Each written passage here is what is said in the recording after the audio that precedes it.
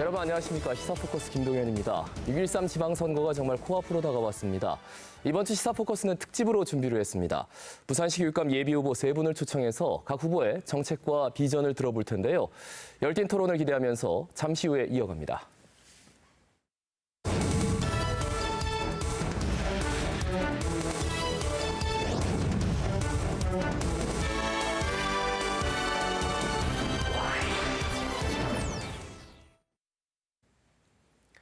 자, 일단 오늘 토론에 앞서서 참여한 후보들을 화면으로 만나보겠습니다. 화면 속에는 가나다 순서임을 알려드립니다. 화면으로 후보들을 만나보시죠.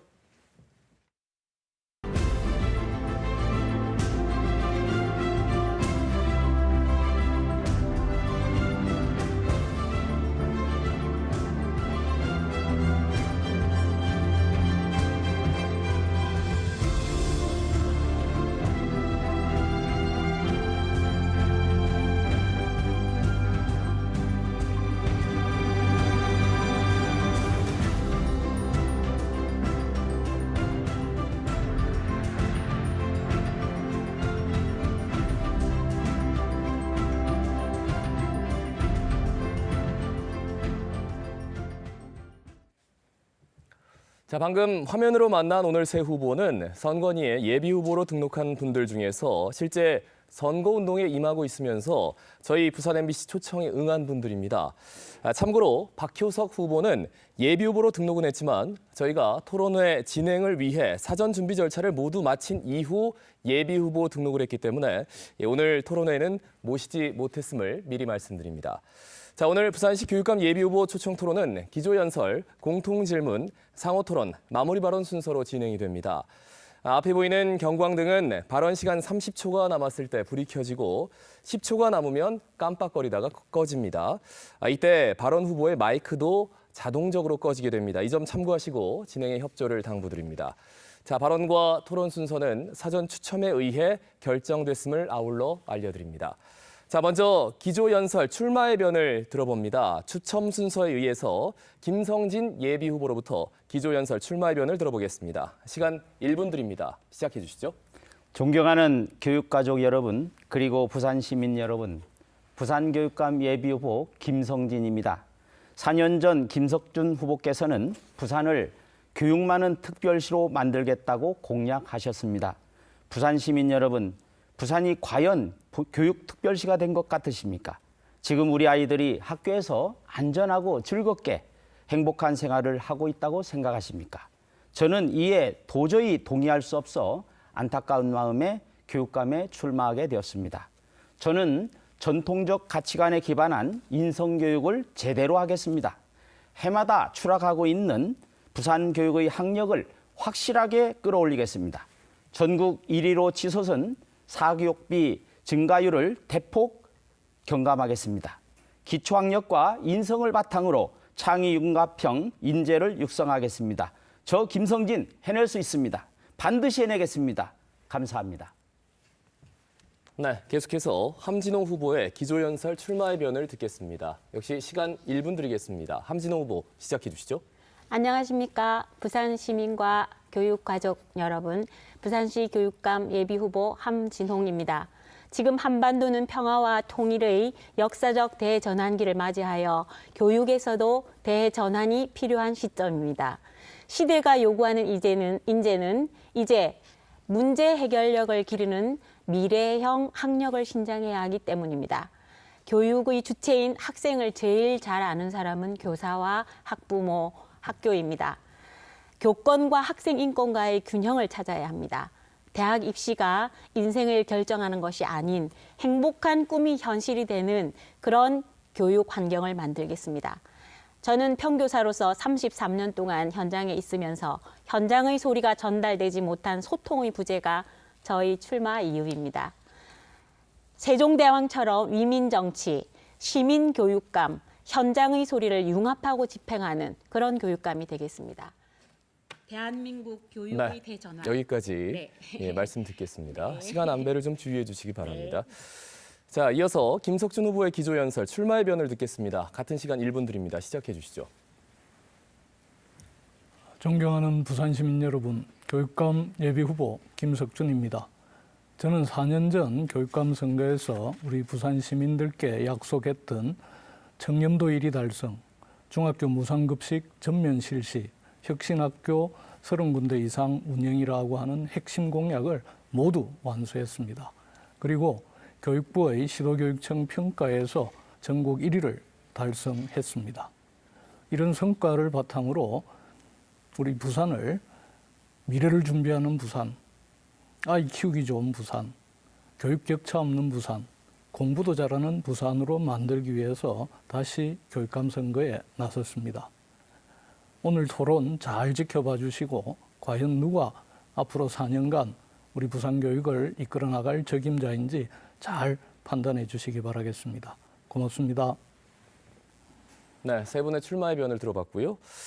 이어서 각 후보에게 공통 질문을 드리겠습니다. 공통 질문은 후보들의 공약 중 공통되는 것들 중에서 골랐다는 말씀을 드립니다. 첫 번째 공통 질문입니다. 교육 격차, 불균형 해소를 위한 해법은 무엇입니까? 라는 질문인데요. 먼저 함진홍 후보에게 답변 기회를 드리겠습니다. 시간 1분 드립니다. 답변해 주시죠. 네.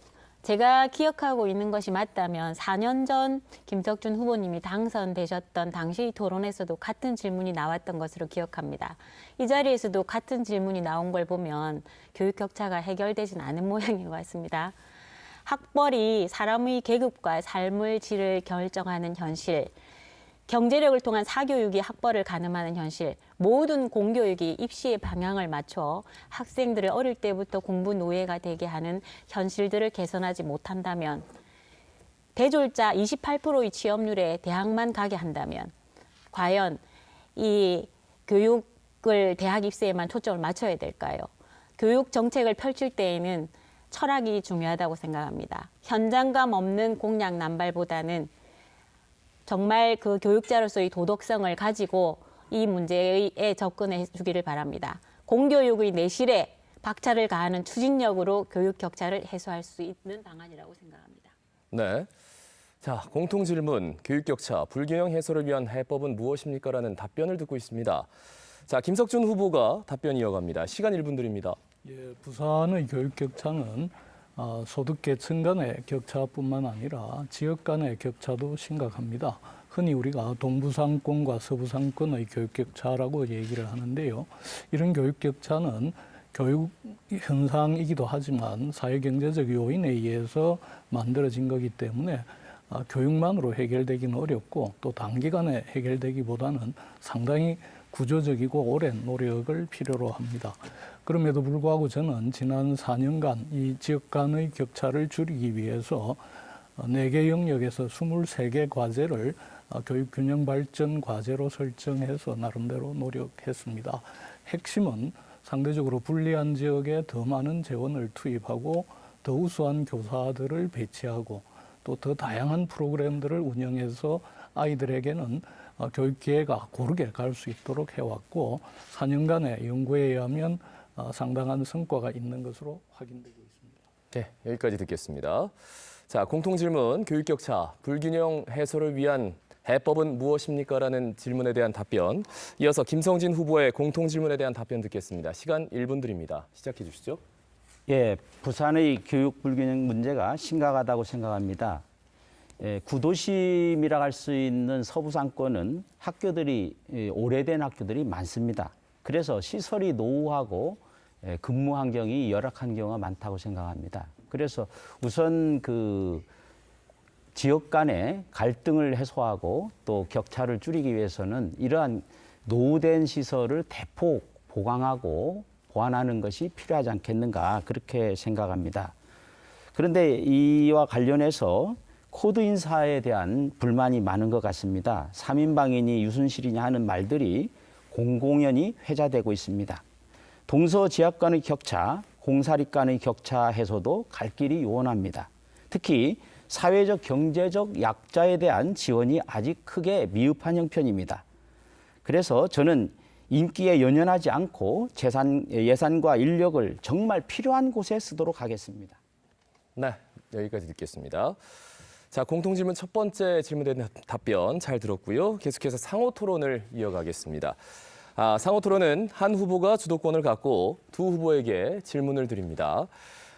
질문은 가급적 1분을 넘지 않게 해주시고요. 상대방에게 최소 30초 이상의 답변 시간을 보장해 주시길 바라겠습니다.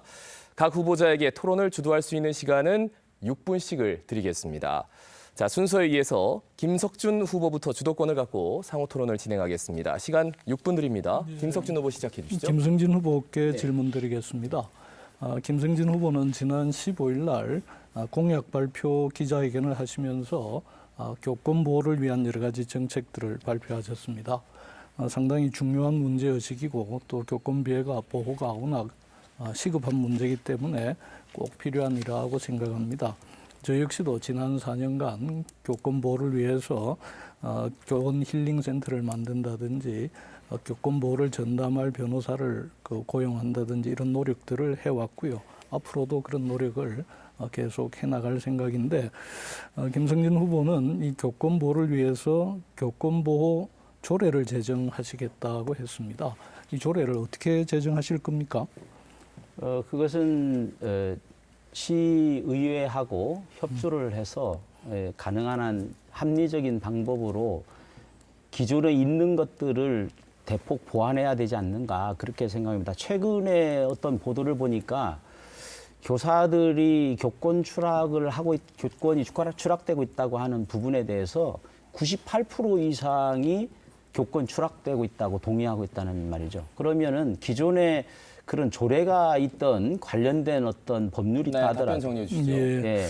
일단 그 교권 보호 조례가 이미 다른 데는 있고 부산에는 없어서 새로 만드시겠다 이렇게 말씀하시는 것 같은데 실제 이 교권 보호 조례는 이미 대법원에서 법률적으로 이 위법 이미 판정이 났습니다. 결국 교권을 보호하기 위해서 조례를 만들어서 보호할 수는 없다는 얘기입니다. 다른 방법을 찾아야 된다. 왜냐하면 이 교권 지위에 관한 사항은 법률에 의해서 정하는 거고 그 위임을 받지 않는 소위 조례로 정하는 것은 조례 제정의 범위를 넘어간 거기 때문에 대법원에서 2017년에도 위법하다고 판단이 났습니다. 이런 상황에서 그러면 조례 제정을 계속 하실 겁니까? 교권 보호 조례와 이 상대되는 학생 인권 조례의 경우에 제가 알기로는 그것이 위헌적이다. 그리고 또 상위 법률과 상충된다라는 이야기가 있습니다. 그럼에도 불구하고 상당히 많은 교육청에서 학생 인권 조례를 제정해서 시행하고 있습니다. 이 똑같은 관점에서 이렇게 접근하는 것이 맞지 않겠는가. 예. 법률이 답변 정리해 주시죠. 예, 네. 그 점도 조금 이제 예. 문제가 있는 인식인데요. 현재 학생인권 조례가 만들어진 지역은 서울, 경기, 전북하고 4군데밖에 되지 않습니다. 그 그래서 부분에 이미 또 만약에 이 학생인권 조례가 위법하다면 대법원에서 또는 법원에서 위법 판정이 났을 건데 아직 그렇지 않고 있습니다. 그래서 학생인권 조례에 대응하기 위해서 교권보호 조례를 만들어야 된다는 건 제가 볼 때 방법이 좀 부적절한 것 같고 오히려 그렇게 법률적으로 대응하기 위해서는 교권들을 굉장히 위축시키고 있는 학교폭력 예방에 관한 법률 중에서 이 학교폭력 예방법, 학폭법은 가해 학생과 피해 학생 이렇게만 규정하고 있는데 질문 이걸 정리해 주시죠. 가해자, 피해자로 정의를 하면 교권도 충분히 보장할 수 있기 때문에 법을 개정하려면 네. 이런 쪽으로 가야 된다고 생각하는데 어떻게 생각하세요? 그런 것을 모든 것을 법률과 조례로서 해결할 수 있는 것은 문제라고 생각을 하고요.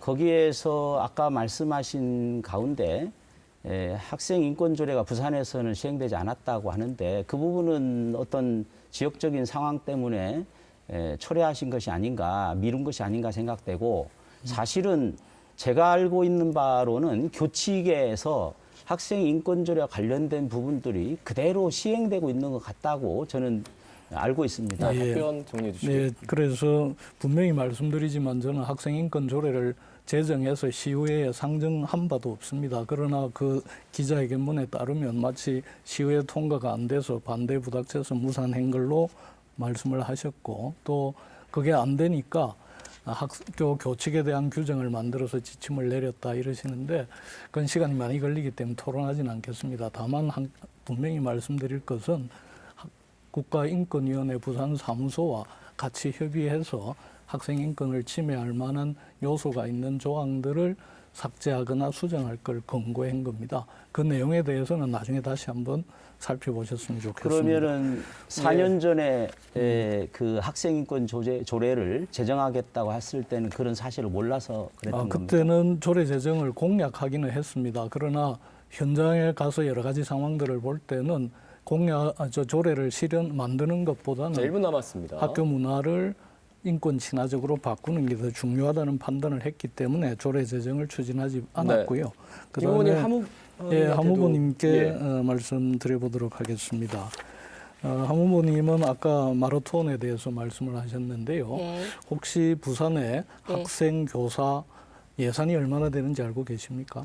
마라톤에 관련된 예산? 아니요. 부산교육청의 소속 교사, 학생 예산이 얼마나 되는지 알고 계십니까? 그런 부분을 제가 알 수가 없죠. 왜냐하면 교육청 업무를 제가 접한 적이 없는데 그런 질문을 하신 의도를 제가 잘 모르겠습니다. 예. 제가 그 예산을 알 수가 없습니다. 예, 분명히 교육감이 되려고 말씀드립니다. 하면 네. 부산에 교사가 얼마나 되고 학교 수는 얼마나 되고 학생 수는 교사와 얼마 학생 수와 숫자 학교 수는 다 알고 있습니다. 예, 네. 그래서 네. 제가 보기에는 혼자 독주하는 마라토너보다는 네. 지휘자, 오케스트라의 지휘자 같은 자, 리더십이 여기까지입니다. 필요할 것 김석준 같습니다. 후보에게 주어진 6분의 시간이 다 지났고요. 자, 함진홍 후보가 상대적으로 답변 시간을 많이 갖지 못해가지고 이후 주도권을 가졌을 때 본인이 답변을 해도 되고요. 다른 후보들에게 질문을 해도 되겠습니다. 자, 다음은 김성진 후보의 주도권 상호 토론 시간입니다. 앞서 말씀드린 대로 똑같이 6분을 드립니다. 질문은 1분, 그리고 답변 시간 한 30초 정도는 무조건 좀 보장해 주시면 감사하겠습니다. 자, 계속해서 주도권 토론 김성진 후보 이어가시겠습니다. 6분 드립니다. 네, 함진홍 후보님께 여쭙겠습니다. 부산교육청에서는 청렴도 1위를 계속해서 강조하고 홍보하고 있습니다. 그런데 그 내용을 살펴보니까 내부 청렴도는 10위로 되어 있습니다. 제가 외부 청렴도를 보니까 1등급은 강원교육청이고 2등급은 2위, 내부 청렴도는 1등급이 경남교육청, 그리고 2등급이 충북, 제주, 경기, 강원. 그런데 부산교육청은 아예 3등급에서 5위를 하고 있습니다. 왜 이런 말씀을 드리는가 하면 작년까지 교사로서 네. 근무를 하셨기 때문에 네. 부산교육청의 내부 청렴도 평가가 전국에서 10위라고 하는 이 데이터에 대해서 어떻게 생각하시는지 생각을 묻고 싶습니다. 예. 학교 현장에서 교실에서 어제 바로 나왔습니다. 그 부분에 대해서 그 데이터에 대해서 저도 적극 공감하는 바입니다. 네. 네. 김석준 후보님께 여쭙겠습니다. 아까 말씀드린 부분은 사교육비 증가율이 전국 1위라고 했는데 그건 아마도 부산시 학부모라면 아마도 무겁게 체감하지 않겠는가 그렇게 생각합니다. 공교육을 바르게 왔으면 사교육비 증가율이 감소율이 높아져야 하는 것이 아닐까. 그런데 결국 4년간 교육복지와 청렴도에만 너무 신경을 쓴 탓에 교육 본질을 잃어버린 것이 아닌지 이렇게 생각합니다. 이에 대해서 견해를 좀 예, 역시 이 통계를 인용할 때는 정말 좀 균형 잡히게 인용을 하셔야 됩니다. 분명히 인정합니다만 2016년에 사교육비 증가율은 부산이 7대 도시 중에 1위인 건 맞습니다. 그러나 2016년에도 사교육비 자체는 7대 도시의 평균에 불과합니다. 4위에 불과하고요. 더 중요한 것은 2017년에 사교육비 증가율은 1위가 아니라 4위로 내려갔습니다. 그리고 7대 도시 평균 사교육비에 부산의 사교육비는 87%에 불과합니다. 통계를 인용하실 때는 자기 필요에 따라서 하시면 곤란하다 이런 생각입니다. 저는 사실 그 사교육비가 1위라고 하는 그 보도를 보고 놀랬기 때문에 그 앞에 있는 전후 사정을 다 살펴보면서 이것이 상위권에 있다고 하는 것은 분명하다고 확인을 했습니다. 이게 보편적 복지를 추구하다 보니까 아마도 그런 부분 김석준 후보께서 교육감으로 계시면서 다행복학교, 이른바 혁신학교 이쪽에 대해서 많은 공을 들이고 계신 걸로 압니다. 3년 동안 아마 1억 1천만 원 정도가 투입되는 것으로 아는데 그러면은 그 혁신학교로 칭해지는 다행복 학교가 과연 얼마만큼의 그 인풋에 대해서 아웃풋이 있는지 그것이 궁금하고 그 나머지 이 편중된 예산 지원을 다른 쪽에 고르게 배정을 했다면은 좀 더 나은 자, 공교육이 정리해 될 주시죠. 수가 있지 않겠는가 그렇게 생각을 합니다. 그래서 이 부분에 대해서 예. 후보님 제가 다행복 학교를 만들 때 전제로 했던 것은 재정 지원을 특별히 많이 하지 않는다. 그리고 승진 가점을 주지 않는다였습니다. 지금 3년에 학교별 1억 1천만 원 정도 투입을 했는데요. 다행복 학교라고 해서 프로그램 운영비를 조금 더 지원한 건 맞지만 그렇다고 해서 다른 학교에 지원할 걸 일로 돌린 것은 없습니다. 그리고 실제로 다행복 학교 지금 43군데 운영하는데 1억 들었다 해도 43억입니다. 네, 우리가 답변 예산 정리해 중에서 주시죠. 학교 교육비에 들어가는 예산은 수천억입니다. 0.01% 정도도 되지 않는 예산입니다. 그걸 예. 마치 과장하시는 건 좀 예, 주도권이니까 뭐 들어가. 예산을 어떻게 쓰고 그것이 43억이 된다고 해서 그것이 작은 것은 절대로 아니라고 생각을 하고 문제는 관점이라고 보거든요. 어떤 특정한 쪽의 예산이 편중돼서 지원된다 하는 것을 문제로 삼고 있는 것이지 그 액수가 뭐 단 1억이라 하더라도 그것은 문제이지 않느냐. 그래서 오히려 그보다는 진정으로 도움이 필요하고 지원이 필요한 곳에 예산이 가야 되지 않느냐. 이런 관점에서 얘기한 것입니다. 그러니까 아까 얘기한 것처럼 질문 정리해 주실까요? 예. 네, 사교육비 그 부분은 다음에 다시 얘기하죠. 예. 예. 자, 계속해서 예, 1분 남아 있습니다. 예, 거기에서 이제 제가 생각하는 바는 그렇습니다. 서부 산권에 위치하고 있는 그 학교들이 대체적으로 오래된 학교이지 않습니까? 예. 이 후보님의 모교도 그렇지만 그러다 보니까 학교 시설이 다소 좀 노후화되고 학교 환경이 교육 환경이 좀 열악한 것이 사실이 아닐까 그렇게 생각을 합니다. 그래서 아까 말씀드린 것처럼 혁신학교라든지 이런 특정 분야에 많이 들어가는 것을 30초 조절을 남았습니다. 하면 좀 더 나은 그런 환경을 만들 수 있지 답변 않겠냐. 시간을 예. 보장해 주실까요? 그 혁신학교에 들어가는 예산은 시설에 절대 투자하지 못하도록 네, 전제가 네, 네. 달려 있고요. 그다음에 시설 교육 환경 개선은 전체 실사를 해서 순서를 다 정해서 연차적으로 개선해 나가고 있습니다. 그래서 예. 그런 부분이 정작 필요한 것. 예를 들어서 제가 어느 학교를 갔더니 2년 전에 화장실 교육 보수 경사를 자, 했는데 여기까지 김성진 후보에게 주어진 6분의 시간이 흘렀고요. 제가 답변 시간 보장해 주십시오. 그리고 질문을 여기서 마무리해 주십시오 하면은 그거는 계속 시간이 흐른다는 말씀입니다. 네. 거기에서 끊고 끝났다라고 생각하지 않으셨으면 좋겠습니다. 자, 마지막 주도권 토론은 함진홍 후보가 진행하도록 하겠습니다. 시간 역시 6분 드리겠습니다. 함진홍 후보 시작해 주시죠. 네, 김성진 후보님께 네. 여쭙겠습니다. 학교의 교원 성과급 아십니까? 알고 있죠. 네, 네. 몇 등급대에 있는지 아십니까? 그거는 이 등급에 관계없이 이 교원들끼리 상호 뭐 한다고 그렇게는 알고 있는데 3등급으로 예, 되어 그렇죠. 있습니다. 네. 예, 그 성과급의 그 폐지와 유지에 대해서 굉장히 논란이 많습니다. 그러면 그 성과급을 평가하는 기준이 있거든요, 학교마다. 예. 근데 그 평가하는 기준이 학교마다 다 다릅니다. 네. 근데 가장 높은 점수를 차지하는 그 항목이 3개 정도만 말씀해 주실 수 있을까요? 저는 그 부분은 성과급에 대해서 대학도 같은 네. 식으로 평가를 네. 하거든요. 네. 그리고 그것은 학교마다 이렇게 달리 되는 것은 무리라고 생각하고 제가 고등학교에 근무한 지 오래돼서 현재 그 평가가 어떻게 진행되는지 기준이 어떻게 되는지는 알 수가 없지만 교육감이 된다면 당연히 바로 그런 부분들의 문제점을 해소하는 쪽으로 노력을 해야겠죠. 네, 답변 정리해 주시고요. 예, 계속해서 네. 진행해 주시죠. 그다음에 그 김석준 후보님께 네. 여쭙겠습니다.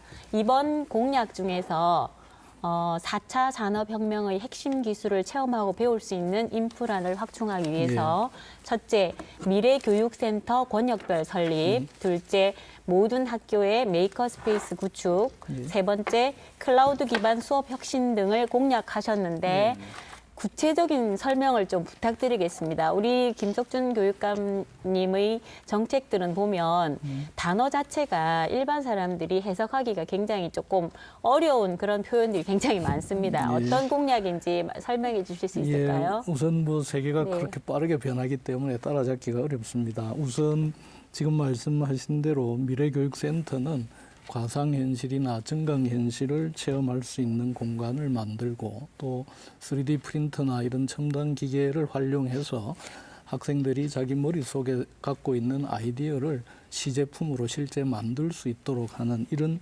공간을 만들어내는 걸로 생각하고 있고요. 이런 공간은 폐교를 활용해서 약 한 60억 정도 투입하면 권역별로 예, 한 답변 개씩 정리해 주시죠. 만들어질 걸로 생각합니다. 예, 예. 계속해서 질문이 와요. 그런데 그게 그 학교 초등학교인지 중학교인지 고등학교인지 그 학교도 이 구별이 안 돼 있고 굉장히 추상적인 공약이라서 이해하기가 굉장히 힘들었습니다. 예. 그래서 그런 부분에 대한 구체적인 실행 방안에 대해서 제시가 안 돼 있어서 질문을 드린 겁니다. 네. 예. 그 부분 제가 설명 좀 해드릴까요? 이렇게 예, 주도권이니까 뭐 네. 답변 시간 드려도 되고요. 아니어도 됩니다. 한번 부탁드립니다. 그래서 좀 네. 전에 말씀드린 것은 네. 미래교육센터 얘기고 또 하나는 각급 학교에 설치할 메이커 스페이스라는 건데요. 이것은 교실 서너 개 칸을 활용해서 우리 학생들이 그게 초등입니까? 중등입니까? 초등, 고등입니까? 중등, 고등 다 할 네. 생각입니다. 네. 그리고 4년간에 약 300억 정도를 투입해서 모든 학교에 네. 그 메이커 스페이스를 확충할 생각입니다. 예, 네. 계속해서 주도권 토론입니다. 네. 함진동 후보 계속해서 진행해 주시죠. 예, 알겠습니다. 예, 사실은 김석준 후보님께 다시 여쭙겠습니다. 그 당선 당시에 예. 그 학생 인권 조례를 공약을 하셨습니다. 그래서 전국 그 교육감 공약 이행률에서 몇 등이신지 아시죠, 부산이? 그거 잘 모르겠습니다. 전국 교육감 공약 이행률이 상당히 12를 넘어가고 있습니다. 그런가요? 네. 그게 제가 정확하게 찾아본 데이터입니다.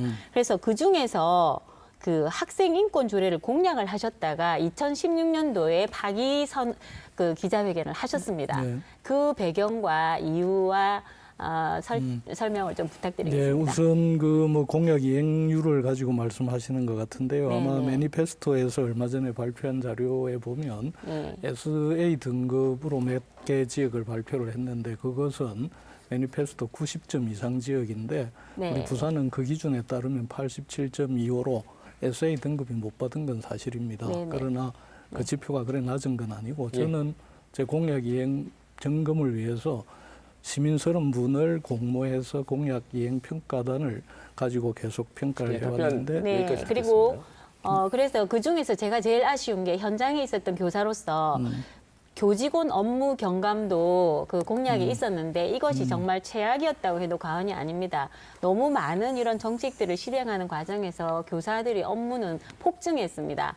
그 바람에 업무 경감 이 이행률이 아마 지켜지지 않았던 것 같습니다. 앞으로 이걸 어떻게 해소하실 수 있을지요? 예, 지금 뭐 조금 더 말씀드리면 그 공약 이행 평가 자체는 네. 97% 정도로 나오고 있고 또 아까 말씀드렸듯이 핵심 공약은 다 완수를 했습니다. 그런데 역시 미진한 부분이 교사들의 업무 그 과중함을 줄어드리는 데 대해서는 노력은 했지만 상당히 미흡하지 않았나. 그래서 앞으로는 이 부분에 주력해서 교사들이 정말 아이들을 제대로 가르치고 보살필 수 있도록 예, 답변 여러 정리해 가지 주시죠. 노력하겠습니다. 예. 아직 20초 정도가 남았습니다. 15초 남았고요. 계속해서 뭐 진행해 네, 주실까요? 계속해서 다음 질문으로 넘기겠습니다. 다음 질문에 추가하겠습니다. 예. 그러니까 말씀은 다음 상호 토론 시간에 문제를 정리해서 네, 또다시 네, 질문을 네, 이어가겠다. 네. 이런 말씀으로 듣겠습니다. 자, 상호 토론에 이어서 이번에는 두 번째 공통 질문을 후보들에게 전부 드리겠습니다. 공통 질문의 내용은 4차 산업혁명 시대에 걸맞는 인재 육성을 위한 방안은? 이라는 질문입니다. 이번 질문에 대한 답변은 김성진 후보부터인데요. 열띤 토론 때문일까요? 예, 시간이 워낙 좀 빨리 진행되는 관계로 시간을 많이 못 드립니다. 30초 저희가 드리겠습니다. 답변 부탁드리겠습니다. 시작해 주시죠. 구글이 선정한 세계 최고의 미래학자 토마스 프레이에 하면 2030년도에는 20억 개 일자리가 사라진다고 합니다. 이 4차 산업혁명 시대에 걸을 수 없는 시대적 대세인데 이에 알맞는 창의 융합형 인재를 육성하는 것이 개인과 국가의 존망에 밀접한 문제라고 생각합니다. 기존 교육은 안 됩니다. AI 로봇을 제어하고 다스려서 인간의 조력자로 활용할 수 있는 인재, 네. 창의와 융합 능력을 드린 30초가 지나서 이후에 뭐 상호 토론이나 또 시간에 본인의 4차 산업혁명 시대에 걸맞는 인재 육성 방안에 대해서 말씀해 주시기 바랍니다. 문제는 굉장히 어려운데 시간이 갑자기 좀 짧아져서 답변을 굉장히 요약해서 효율적으로 해주셔야 될 것 같습니다. 계속해서 4차 산업혁명 시대에 걸맞는 인재 육성을 위한 방안 함진호 후보 답변 듣겠습니다. 30초 드립니다. 네, 4차 산업혁명 시대에 걸맞는 인재는 모든 아이들의 그 재능 진단이 우선입니다. 유아기 때 재능 진단을 조기에 빨리 해가지고 그것을 시작을 해야 된다는 겁니다. 이미 중고등학교에서는 늦습니다. 유초등 교육에서 재능 진단과 거기에 관련된 교육을 집중적으로 하겠습니다. 예, 자 여기까지 듣고요. 자, 공통 질문 두 번째 질문, 4차 산업혁명 시대에 걸맞는 인재 육성 방안입니다. 김석준 후보에게 30초 드리겠습니다. 예, 답변해 주시죠. 결국 미래 인재는 창의력과 더불어 사는 인성을 갖춘 창의 융합형 인재라고 생각합니다. 이런 인재를 길러내기 위해서는 수업 방법과 내용, 평가 방식도 바뀌어야 합니다. 지난 4년간 열심히 해왔던 토의 토론 수업 계속 심화시켜 나가고요. 그다음에 올해부터 시행하는 초등학교 객관식 평가 폐지를 바탕으로 한 서술형 평가 체제로 전환하고 소프트웨어 교육 또 메이커 교육 더 활성화해 나가겠습니다. 예. 자, 어려운 공통 질문에 30초 동안 답변해 주셔서 감사합니다. 세 분께. 자, 두 번째 공통 질문에 이어서 이번에는 각 후보가 각자 주도권을 갖고 6분을 꾸려가는 상호 토론 순서입니다. 말씀드린 대로 각 후보에게 6분의 주도권을 가질 시간을 드리고 질문과 답변을 이어가겠습니다. 주도권을 갖더라도 질문은 1분 이내, 답변은 30초 역시 보장해 주시면 감사하겠습니다. 자, 이번 상호 토론 첫 번째 주도권은 함진호 후보가 갖습니다. 시간은 6분 드립니다. 함진호 후보 시작해 주시죠. 네, 아까 김석준 후보님께 여쭙겠습니다. 요즘에 아이들, 고등학교 학생들도 개천절이 언제인지, 제헌절이 무슨 날인지조차 모르는 학생들이 수두룩합니다. 심지어 천마총이라는 이야기가 나오면 선생님 천마총에는 총이 몇 개 들어있어요? 라고 질문을 합니다. 혹시 그 이유가 무엇 때문인지 아십니까? 글쎄요, 우선 개천절, 제헌절 이런 그 국경일에 대한 개념이 잘 안 잡히는 것은 우리가 그냥 쉬는 날로만 인식되고 있고 그 의미를 제대로 가르치지 못한 게 아닌가 생각하고요. 천마총 부분의 경우에는 역사 교육이라든지 사회 교육에 대한 좀 더 깊이 있는 이 성찰 이런 게 필요하지 않을까 생각합니다. 그러면 더 묻겠습니다. 그러면 수능 중에 사탐 과목이 몇 개인지 아십니까? 사회탐구 과목. 역사, 지리, 세계사. 과목 개수 말씀. 개수까지는 정확하게 모르겠습니다.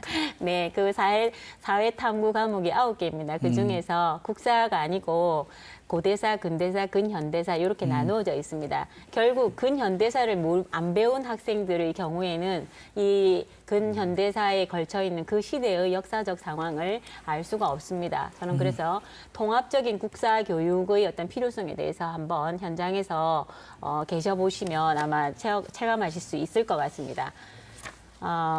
네, 김성진 후보님. 그 질문이 뭡니까? 예, 일단은 마무리를 하신 네, 거고요. 마무리를 김성진 했습니다. 후보에게. 네. 그 교장 공모제를 반대를 하셨습니다. 네네. 네. 그래서 저는 현장에 있으면서 네네. 그 교장 공모제에 대한 부분에 대해서 상당히 좀 진중하게 생각을 네, 해봤습니다. 네.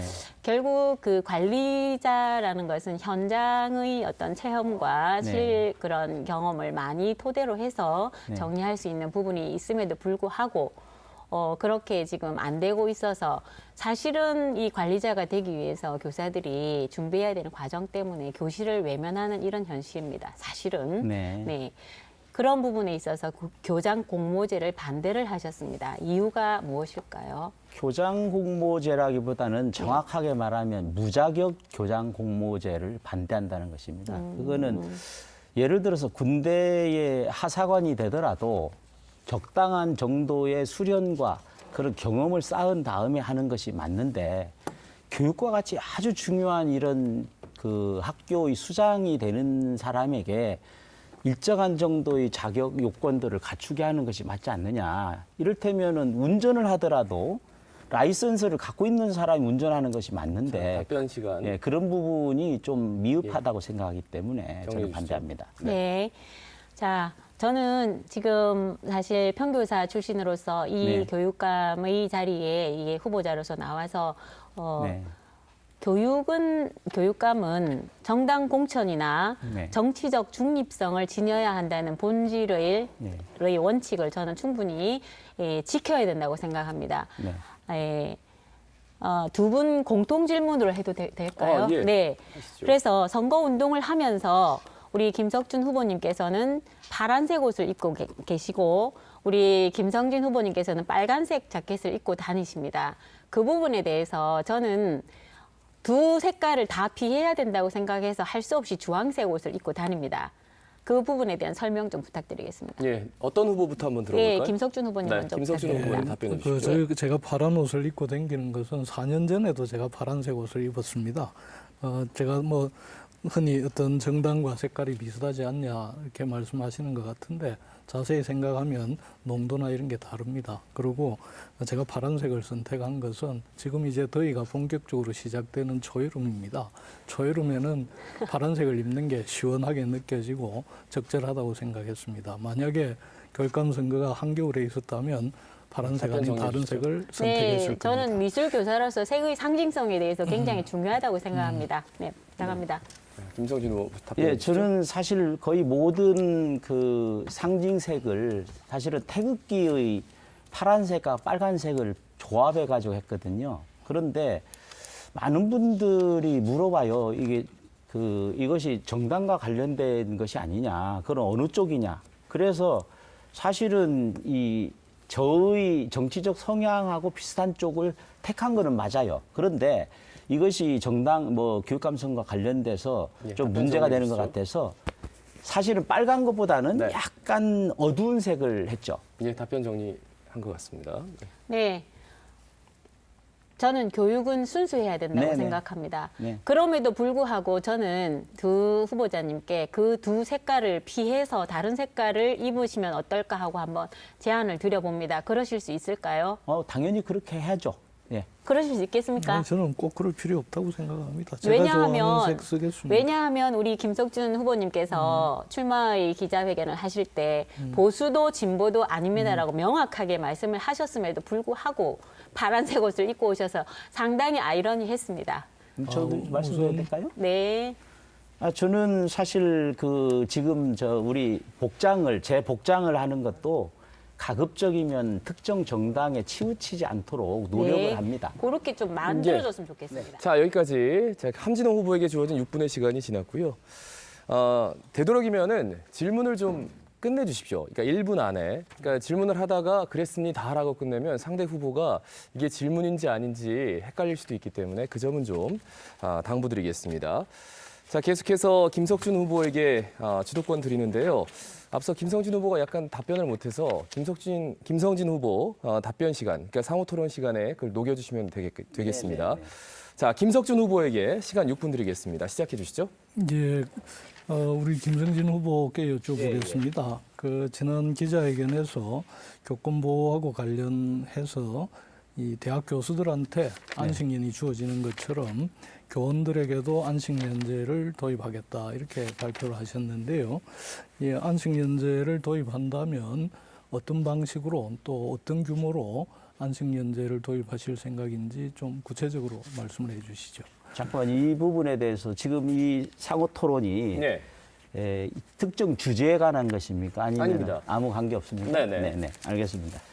그 안식년제 문제는 이미 현장에서 부분적으로 시행되고 있는 것을 아는데 그것을 조금 확대할 필요가 있지 않겠는가라는 생각을 갖게 되었고 현장에서 들려오는 목소리들은 대체적으로 그 뭐 교권 추락하고도 관련이 되겠습니다만은 담임 교사를 기피하는 현상이 있고 그렇기 때문에 격려 차원에서 네. 예를 들어서 답변 20년 정리해 뭐 주시죠. 근무 경력이 있다든지 그러면 제한적으로 희망하는 사람에 한해서 하면 그렇게 재원을 마련하는데 크게 어려움은 없다고 생각합니다. 그 규모가 얼마나 될지는 가름이 잘 안 되는 모양입니다. 아니요. 제가 저 뭐 대강 그것을 데이터를 봤는데 그렇게 뭐 수백 명, 수천 명 이런 식으로 되지는 않는다고 생각을 하기 때문에 그래서 이 정도는 가능하다. 그리고 그 자리는 어떻게 보면 기간제 교사들을 대기자가 워낙 많기 때문에 그분들을 위해서라도 네.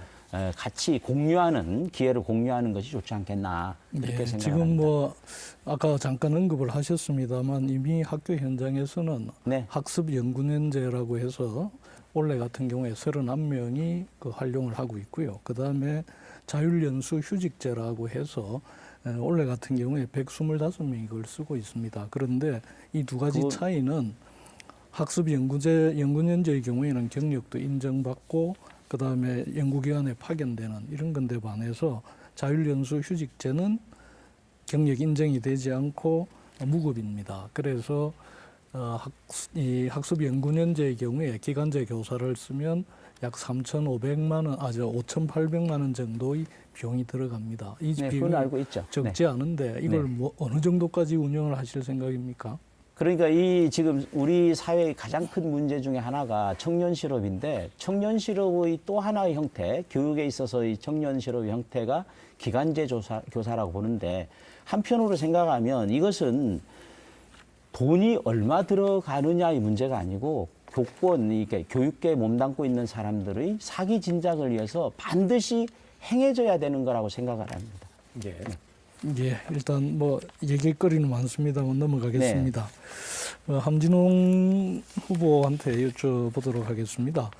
우리 저 함진홍 후보가 네. 이렇게 페이스북이나 이런 걸 보면 네. 특수교육에 관심이 아주 많으신 것 같은데요. 네. 우리 부산에서 이 특수교육 대상 학생이 어느 정도 되는지 혹시 아십니까? 그 교육청 업무를 제가 보고 있지 않은 입장에서 저에게 수적인 데이터를 요구하시는 것은 조금 무리입니다. 저 그 숫자는 잘 모릅니다만 저는 소수 약자에 대한 교육에 대해서는 아주 진솔하게 다가가야 되고 반드시 해결해야 될 그 부분의 철학을 갖고 있습니다. 그래서 특별히 솔빛 학교나 또는 그 다문화 학교에 대한 정책에 있어서는 꼼꼼하게 점검하고 있습니다. 네, 답변 정리해 예, 주시죠. 그런 말씀이 나와서 그런데 네. 솔빛 학교의 현안이 무엇이지요? 솔빛학교 현안은 그 학교의 그 지역적 환경이 그 공업 지역과 그 유해 어떤 요인들 그리고 장애인들이 다니기에는 굉장히 여러 가지로 불편한 교육 환경입니다. 네. 그래서 네. 어떤 대안을 갖고 계신가요?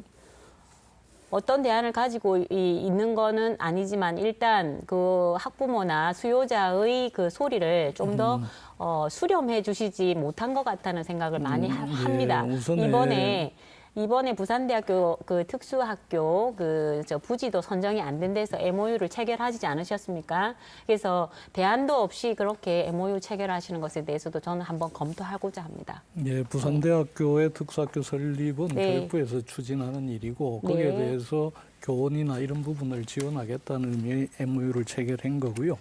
솔빛 학교만 하더라도 그 부모들의 청원에 의해서 그곳에 폐교가 된 학교에다가 솔빛 학교를 설립을 했는데 지금 공기질이나 이런 게 나빠서 이전해달라는 요구가 있습니다. 그 이전에 교육청에서는 공기 정화기라든지 주차장 문제 해결을 위해서 30억에 가까운 투자를 했고요.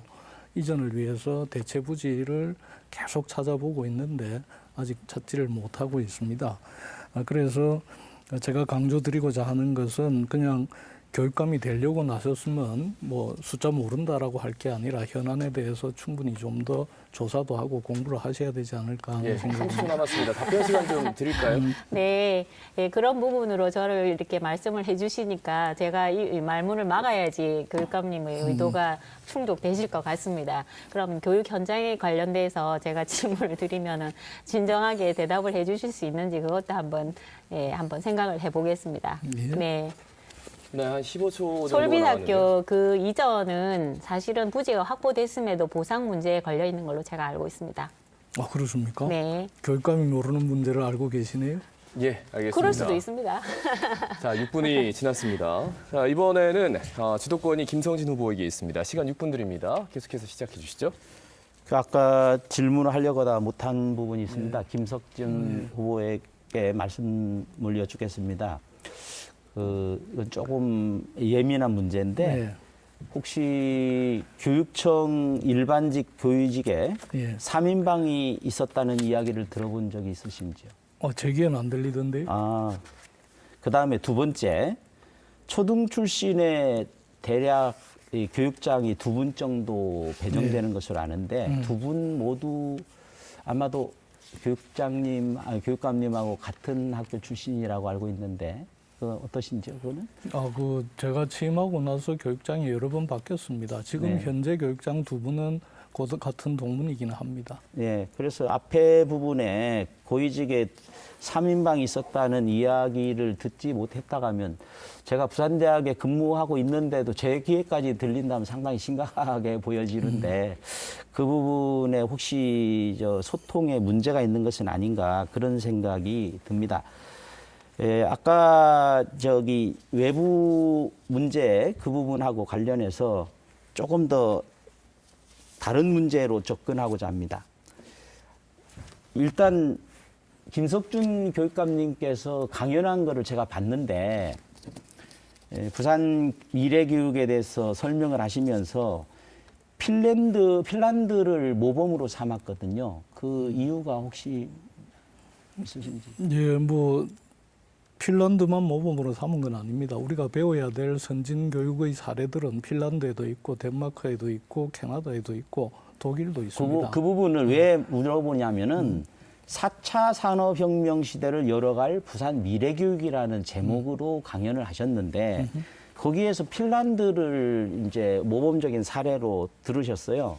그 제가 어떤 거를 보니까 핀란드가 2006년도에 최위에 있었던 거는 맞습니다. 그런데 2012년도에 가면 에스토니아가 이를 역전하거든요. 그러면 지금 2012년도 아니고 2018년도인데 교육감님께서는 당연히 이 정도의 추이라면 그리고 또 방송에도 이것이 나온 바가 있고 그럴 것 같으면은 에스토니아를 사례로 드는 것이 맞지 않았겠는가 그렇게 생각을 하는데. 그래서 에스토니아는 저도 가보고 싶은데 아직 못 가서 사례를 못했고 이번 겨울에 4차 산업 벤치마킹 하기 위해서 장학사들을 에스토니아에 보내서 짧은 기간이지만 그쪽에서 진행되는 첨단 교육에 대해서 보고 오고 또 같이 보고를 했습니다. 그거는 선거 이후의 문제니까 그거는 누가 그 자리를 보낼지 모르겠지만은 아니 갔다 왔다니까요. 네 이제 보내고 싶다고 하시니까 아니, 거기서 갔다 왔고 보고를 다 했습니다. 에스토니아 이 부분이 제가 주목하는 것은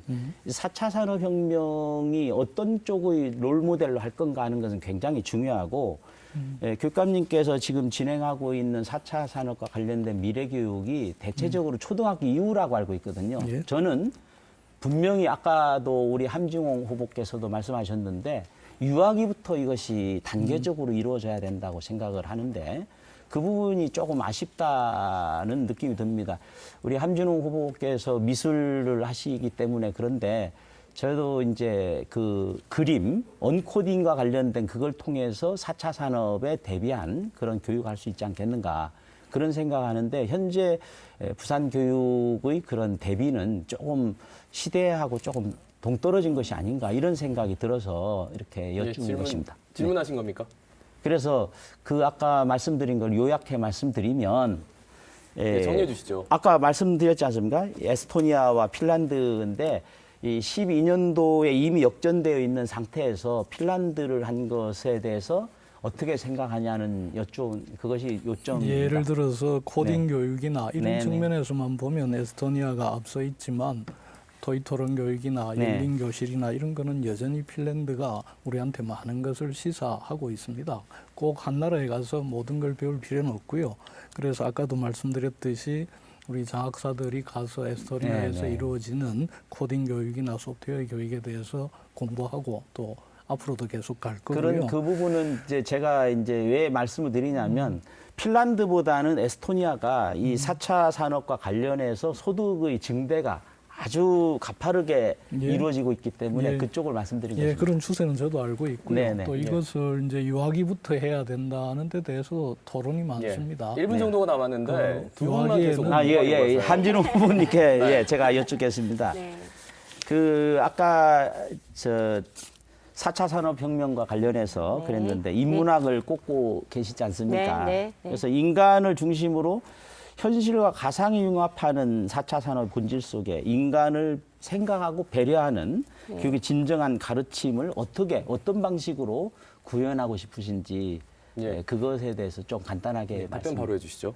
네, 질문 답변 시간이 너무 짧아가지고 제가 네네. 제 답변을 제대로 못하겠습니다만 일단은 저는 모든 체험은 한 가지를 체험해야 한 가지 지혜가 네, 나온다. 네, 네, 네, 그 기치로 가겠습니다. 한 가지를 체험하면 한 가지 지혜가 생긴다. 명심보감에 있는 내용입니다. 아, 그렇습니다. 네. 그 부분이 어떻게 보면은 스스로 한 문제를 체험을 처음부터- 많이 하게 하겠다는 그렇죠. 겁니다. 예. 체험을 많이 하겠다는 겁니다. 그 체험을 통해서 네. 스스로 해결하는 능력을 갖는 것이 필요하다. 김성진 그런 후보에게 말씀입니다. 주어진 6분이 흘렀고요. 자, 이제 공통 질문 상호 토론 모두 마쳤습니다. 이제 마무리 발언만 남았는데요. 하지 못한 말씀들이 많을 것 같아서 마무리 발언 1분씩 드리겠습니다. 일단 마무리 발언은 김석준 후보부터 해주시죠. 1분입니다. 예. 앞으로 4년은 우리 부산 교육에 있어서 골든 타임입니다.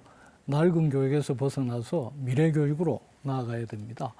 공부를 잘하는 아이든 잘 못하는 아이든 누구든지 자신의 꿈과 끼를 제대로 키울 수 있어야 합니다. 또 학부모님들은 믿고 아이를 맡길 수 있어야 됩니다. 선생님들은 자긍심을 가지고 아이를 가르치고 보살피는 데 전념할 수 있어야 합니다. 이렇게 부산 교육을 발전시킬 수 있는 청렴하고 실력 있는 검증된 교육감이 필요합니다. 시민 여러분, 저에게 다시 한번 기회를 주십시오. 미래를 준비하는 부산, 아이 키우기 좋은 부산, 교육 격차 없는 부산, 공부도 잘하는 부산 확실하게 만들어 드리겠습니다. 아이들이 우리 부산의 미래입니다. 교육이 부산의 희망입니다. 더 잘하겠습니다. 고맙습니다. 네, 김성진 후보 계속해서 마무리 발언 1분 드리겠습니다. 존경하는 교육가족 그리고 부산 시민 여러분, 우리 부산 교육은 4차 산업혁명 시대를 선도할 창의 융합형 인재를 육성해야 한다는 시대적 사명감을 안고 있습니다. 저는 35년간 고등학교 교사와 대학 교수로서 오로지 교육자의 길을 걸어왔습니다. 대학학장을 역임하면서 행정 경험을 쌓기도 했습니다. 학생의 권리 못지않게 공동체에 대한 책임과 질서의식이 필요합니다. 붕괴되고 있는 교실의 참상을 그냥 두고 볼 수만은 없습니다. 4년 전에 보수 후보가 난립하여 쓰라린 경험을 가지고 계신 부산 시민 여러분, 범보수 단일화에 성공한 이번 기회를 살리지 못하면 우리 모두 역사의 죄인이 될 수도 있습니다. 한 분도 빠짐없이 교육감 선거에 참여하여 저 김성진에게 압도적인 지지를 보내주실 것을 간곡히 호소합니다. 감사합니다. 네, 끝으로 함진호 후보의 마무리 발언 듣습니다. 역시 1분 드립니다. 네, 4차 산업혁명을 맞아 급변하는 교육 환경 속에서 현장을 가보지 않고서는 우리 아이들의 교육을 말할 수 없습니다. 저는 현장에서 33년 동안 바로 어제까지 교실에 있었습니다. 현장에서 아이들이 얼마나 힘들고 가야 될지 말아야 될지도 모르면서 대학을 가고 있습니다. 대학을 나와도 취업이 안 되고 있는 현실입니다. 이 아이들에게 맞춤형 교육에 대한 진솔한 정책은 정책이 아니라 현장에서 있었던 교사가 만들어낼 수 있습니다. 지극히 평범한 평교사 출신이지만 세계 울트라 마라톤 대회에서 1등을 한 수상자입니다. 어떤 열정과 집념으로도 감히 할 수 없는 것을 저는 해냈습니다. 학생이 행복하고 부모님들이 안심하고 교사들이 당당할 수 있는 부산 교육을 위해 1000km, 10,000km를 달려가겠습니다. 고맙습니다. 네, 지금까지 6.13 지방선거 부산시 교육감에 출마한 예비후보들의 토론회를 쭉 함께 하셨습니다. 오늘 이 토론회가 여러분의 판단에 좀 도움이 되셨길 바랍니다. 다음 주 시사포커스는 부산시장 예비후보들과 함께 토론회를 진행하겠습니다. 다음 주에도 많은 시청 부탁드립니다. 여러분 고맙습니다.